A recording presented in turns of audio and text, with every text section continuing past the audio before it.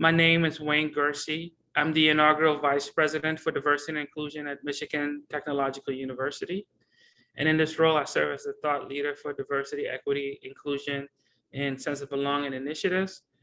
So my chapter is about employee resource groups, and it's really about how to leverage employee resource groups to get the organizational outcomes that you aspire to have.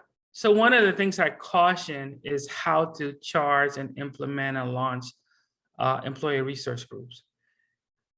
We are really good at doing things in reaction to something. And employee resource groups, one of the things I caution against is to not do them in reaction to something, or not create them for the sake of creating them because everyone else is doing it, and not really putting a lot of thought into them and how you're going to leverage them and how they're going to help support the organizational goals.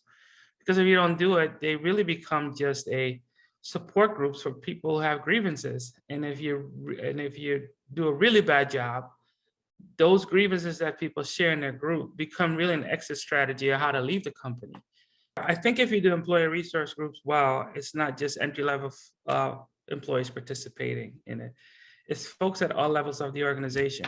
And when it especially comes to underrepresented groups, often the representation of their identities in leadership is very limited. So if you can have an intersection of underrepresented folks at all levels of the organization, but not just them, but also folks who are champions and allies of diversity and inclusion participating in these groups, then it becomes aspirational for them to achieve those higher levels of leadership, whether it's middle management or executive leadership.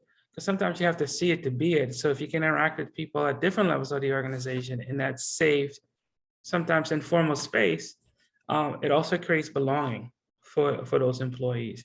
It's important enough for the C-suite executive leader to come down, interact with me as part of the employee research group in an informal setting.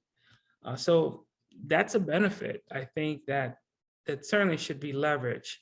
And it needs to be done, again, proactively, not in reaction to something bad. The steps I focus on are the pre-implementation, the process of implementation, and what do you do post-implementation. So pre-implementation is how you assess what the employee resource group's charge should be. The middle step is really how to develop the employee resource group steps by steps. What's the charge, and so forth and so forth.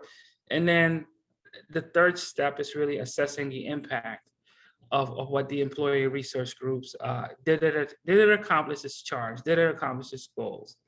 And hopefully if it did, then how do you scale it up?